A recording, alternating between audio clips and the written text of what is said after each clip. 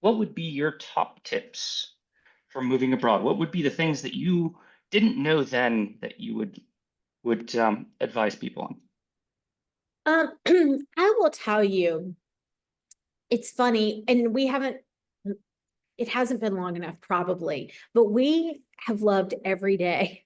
Our only regret is not doing it sooner. So my big message is, there are two things that keep you from moving abroad. There are external reasons and internal reasons. The external reasons you're just going to have to work through, it's spreadsheet time, choosing, saving up if you need to, figuring out things with your finances. We do a Q&A every week, and someone was talking about, what is it, FACTA or whatever. And Yeah. I'm not a finance expert. Maybe you should come on our Q&A, but to talk about what to do with money and things like that. Like, that's the stuff that you just have to work through. It's morally neutral. It's just to-do list, checklist items, and go through them. I recommend, when people are looking for work, that they put 10 hours a week towards it. And they divide it into two paths. So if they're applying in Ireland and Canada, spend 5 hours on each. When you start to get traction in one, push the other aside and put all your time into the one where you're getting traction. Or if you're trying to get a local job or a work from anywhere job, put 5 hours towards each, and same thing. And then you can make your decision. But the internal things sometimes I think are harder to work on because you have to identify them. And that can be, stressful, emotional labor. And that's why, I'm kind of part therapist in what I do, which is fine, because I'm a big fan of it. But, things like sometimes living in the US can feel like being on the Truman Show, which is to say, danger lurks around every corner, and you don't know,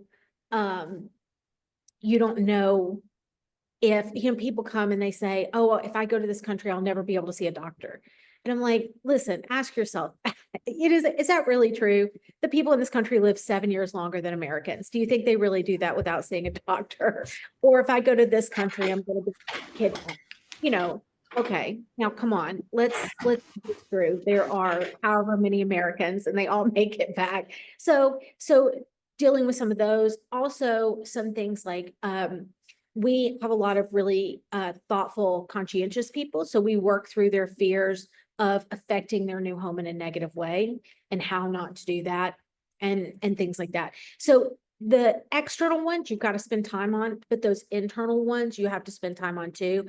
There's a lady, I'm sure people saw it. It was in CNN a few weeks ago, and she moved to Nîmes, France, and went back to San Francisco, and she made a huge stink about it. And she's been on every news network talking about it as this example of why Americans shouldn't move abroad.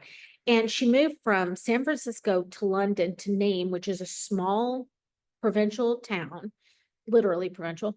And she was mad because they didn't make her favorite cocktail at dinner, and she didn't like the produce at the market. Like, she was just a real pill.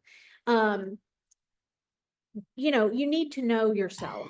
You need to know how would you deal with not getting your drink order. If it's badly, then, and listen, I don't deal well with it either. So I'd go to places that make my drink order, I like a latte or a cafe con leche. I like a fizzy water, and I like a dry white wine. Well, let me tell you, almost the whole world is so good in those three, better in those three things than the US is.